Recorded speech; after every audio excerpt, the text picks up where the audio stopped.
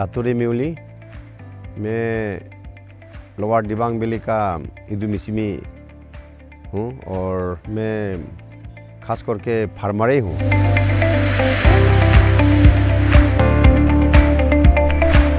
Government of Arunachal ने बताया कि ये बहुत अच्छा प्रॉफिटेबल और ये ग्रीनरी होगा, ये पाम ऑयल शुरू करो बोला। फिर कंपनी ट्री ऑयल कंपनी ने आया, हम लोग को समझाया और एक सस्टेनेबल इकोनॉमिक डेवलपमेंट होगा, फाइनेंशियली साउंड होगा, हम लोग को बताया। तो हमने भी पर्सनली इंटरेस्ट लिया।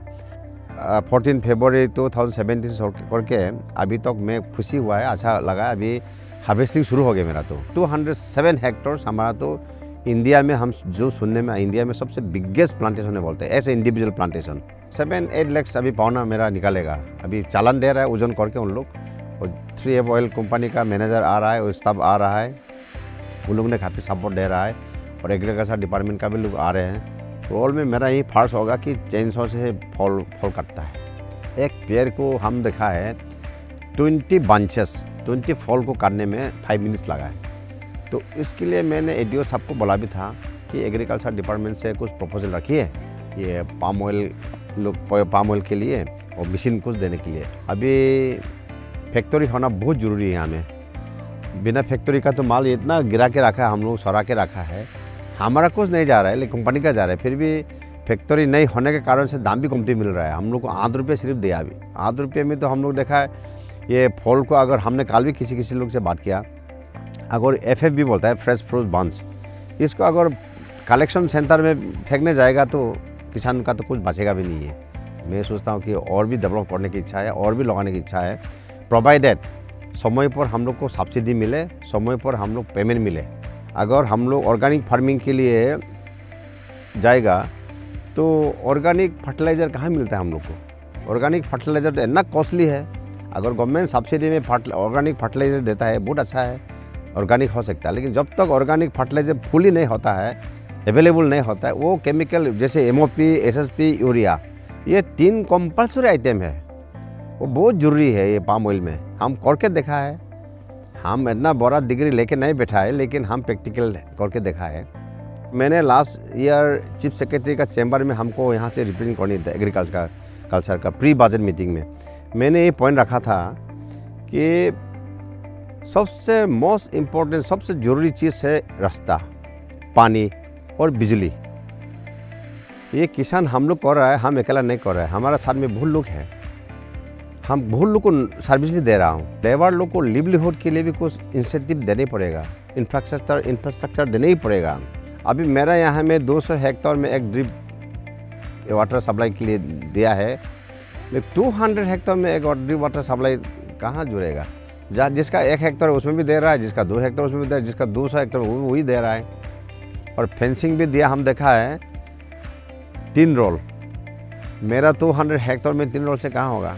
हम लोग इतना इंटरेस्ट लेता है, फिर भी कुछ इंफ्रास्ट्रक्चर हम लोग इंफ्रास्ट्रक्चर लाने में हम लोग नहीं सीख रहे हैं, कामयाब नहीं हो रहा है। आदमी लोग इतना बायस लगा रहा है कि पाम ऑयल जो है ज़मीन खराब करेगा, डिफोरेस्टेशन हो रहा है। अभी देखिए यहाँ इतने ग्रीनरी है, हम लोग ग्रीनरी है, पूरा ग्रीन है यहाँ में। कहाँ में ड्राई है, हम लोग का डिफोरेस्टेशन कुछ नहीं हो रहा है। हम लोग सरसों लगा के, अदरक लगा के, मकई लगा के जंगल काट रहा है, वो डिफोरेस्टेशन जरूर है। लेकिन हम लोग डिफोरेस्टेशन कर, फॉरेस्टेशन भी कर रहा है ना। हम लोग एक वर्कशॉप भी होना चाहिए, लोग को जानकार होने देना चाहिए। हम लोग भी इतना परफेक्ट एक्सपर्ट ये एक्सपीरियंस नहीं है, लेकिन अभी धीरे धीरे हम लोग भी समझ रहे हैं अच्छा चीज़ है बोल के। जहाँ बिजनेस कंपटीशन नहीं है वहाँ मोनोपोली बहुत ज़्यादा होता है। हमने 3M ऑयल कंपनी के अगेंस्ट में नहीं बोल रहा हूँ, लेकिन इन जनरल अगर कंपटीटर है, रेट भी अच्छा देगा, इंटरेस्ट भी लेगा वो, और सपोर्ट भी देगा, बहुत फैसिलिटी भी मिलेगा। तो ये एक अरुणाचल गवर्नमेंट जो कदम उठाना बहुत ही एक सुंदर माने प्रोग्राम है। तो अभी जैसे हम तो देखा है हमारे यहाँ में सरसों खेती हो रहा है ये पाम ऑयल का अंदर में, और काला दाल हो रहा है इसका अंदर में, अदरक भी है, सब खेती अभी अंदर में सब है। गाय भी पालने जा रहे हैं हम यहाँ में, और सागुली पालेगा भी। तो instead of using weedicide, grazing will much more better. और गाय का ये बकरी का जो टॉयलेट है वो 100% हम ऑर्गेनिक में कन्वर्ट कर सकता है। और पाम ऑयल में एक एडवांटेज है, बहुत एडवांटेज है कि पाम ऑयल का बाई प्रोडक्ट बहुत है। ये palm oil after crushing waste items are use as a fertiliser. उसका बहुत बड़ा मैन्योर बनता है, उसको बायोडीजल निकालता है, उसका साबुन निकालता है, उसका क्रीम निकालता है, उसका पाउडर निकालता है और बहुत है। हम लोग का जो पॉपुलेशन जिस तरह से ग्रो हो रहा है उसको मीटअप करने के लिए, जैसे भी अरुणाचल गवर्नमेंट ही अरुणाचल ही एक तो ऐसा स्टेट होगा कि गवर्नमेंट ऑफ इंडिया को तेल का कमियां में थोड़ा फुलफिल करेगा। वो 60-70% शॉर्टेज जो है बहुत बड़ा शॉर्टेज है। जैसे instead of importing from the other country, why we don't make ourself sufficient. और इस तरह से अभी agriculture government of Arunachal Pradesh और थ्री एब ऑयल कंपनी फार्मर लोग को सपोर्ट करते जाएंगे। और गवर्नमेंट ऑफ इंडिया तो कर ही रहा है, मोदी सरकार ने तो काफ़ी जोर दे रहा है।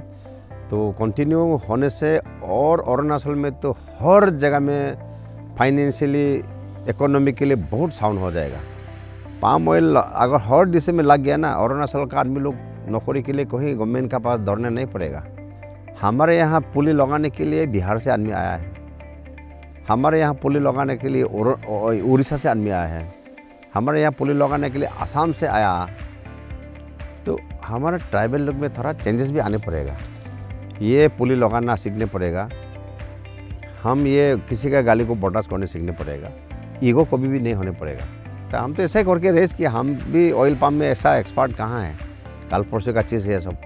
लेकिन हम तो सक्सेस कर लिया अभी। Success I am declaring myself that I am a successful planter. Now the harvesting is started and almost I am suppose to get good amount from the company and from the government.